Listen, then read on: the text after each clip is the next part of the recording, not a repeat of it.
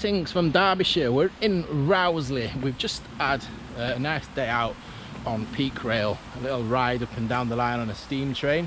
We're currently walking northwards towards Rowsley, through what used to be Rowsley Sidings. I don't mean the sidings at Peak Rail, so if anyone knows the area, there were some sidings between the end of Peak Rail and the village of Rowsley, where the old disused stations were. The reason we're here is just to tell the story of Rowsley, the 2 railway stations that there were in Rowsley, 3 if we're counting the current day one at Peak Rail.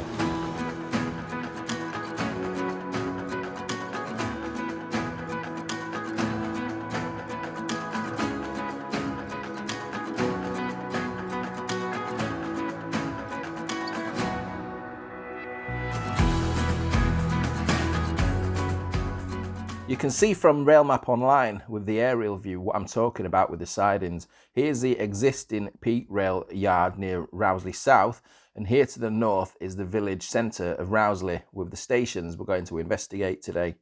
And here's a National Library of Scotland view of those sidings that date back to 1877. And there were quite some extensive sidings, as we can see from this old photograph. Also, I've filmed 3 videos now pronouncing it as Rowsley. Is this correct, or is it Rowsley? I have heard people using both pronunciations. Oh, there's brickworks, lots of bricks and things down here.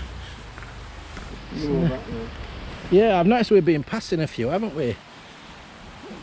Piece of steel. We're not making a video on these sidings. We were just walking through. We just found it interesting that all these sidings were on this piece of woodland that we walked through, yet a little bit consigned to history. And what is this? Like a circular some works or something here. A circular building, or no idea.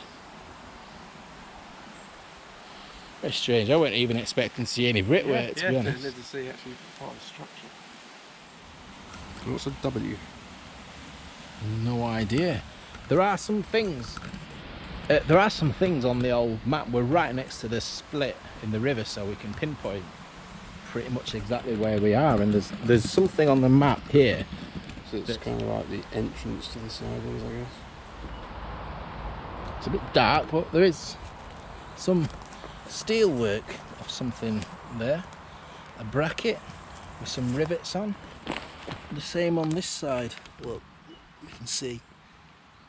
And yet more pieces of steel, reinforced concrete sticking out. So in 1849, the railways arrived in Rowsley. And it was a Manchester, Buxton, Matlock and Midland railway junction. I'm having to read that. I couldn't remember it earlier, and I can't remember it now. Now, at the time, Rouselit was a terminus station. Now, we'll get into this when we get to the sites of the station. So the line split here. The first station in 1849 was a terminus. Good news and bad news. We can go and access the site of that first iteration of a railway station in Rowsley. Bad news is it's no longer a railway station. It is it's like a shopping centre, Peak shopping or something. Nothing that interests me, if I'm being honest. It sounds like something you'd be forced to spend money. In 1862, a new station was built, and the original 1849 terminus station sat on a trajectory of the line that would see it head in the direction of the Chatsworth Estate.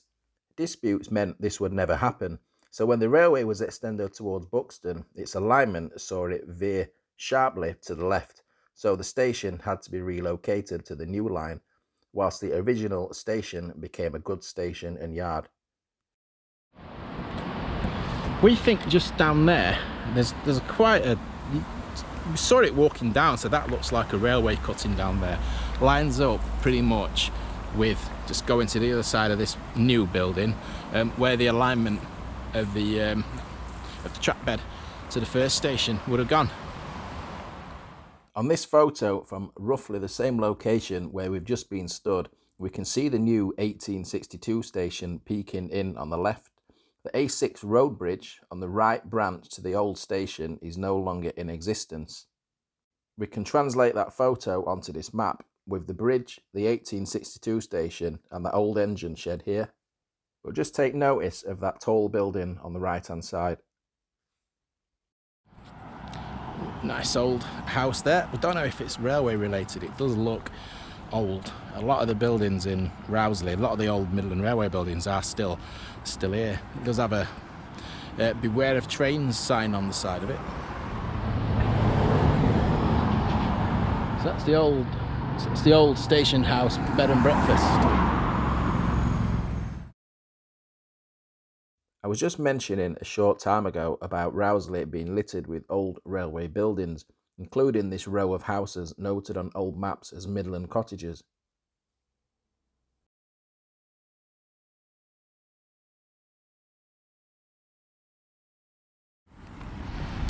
So this is Peak Village Shopping Centre, and this is where part of the old first station is kind of sort of dropped right in the middle of it, or it's the shopping village has been built around it, should I say.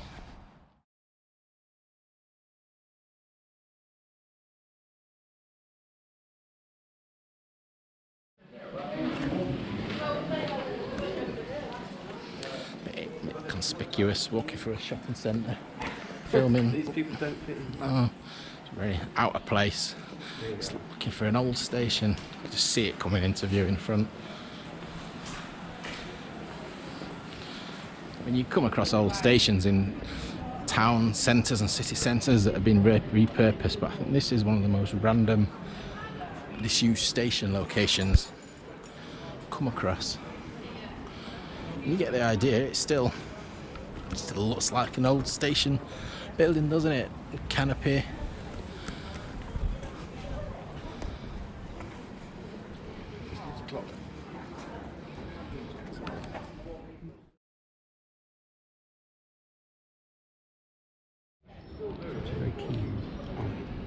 Don's just been pointing out they have done a good job at building everything else around this structure.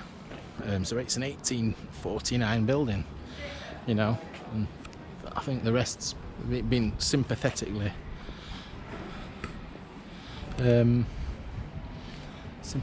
designed, haven't they? The old chimneys on top.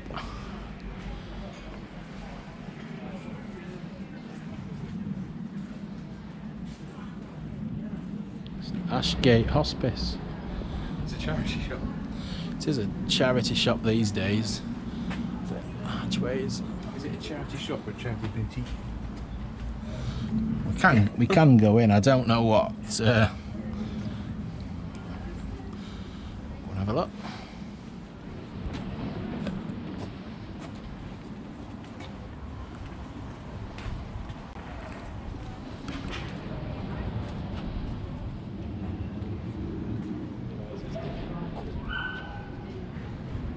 John's just summed it up pretty well there. He says that old station's lost its identity somewhat now. I think you'd agree. So you brought me along for a reason, right? But let us know what you think in the comments.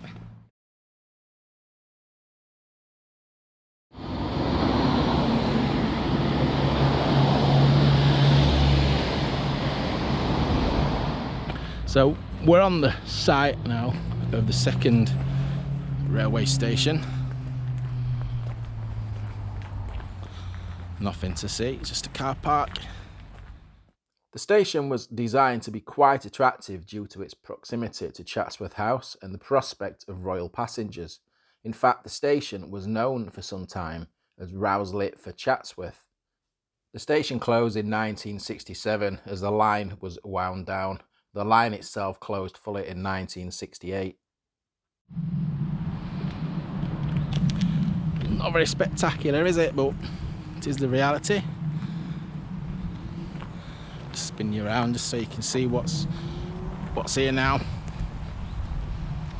So ironically, the old station that became a goods shed actually outlived, by about a year, outlived the new station. I don't think these are related, are they, No. John? But there is a line of. I think that's definitely. Yeah, would be a little bit romantic to consider.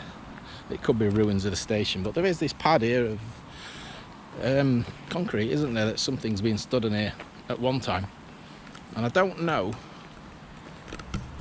exactly, to be honest, when the station was deconstructed and the land used for something else.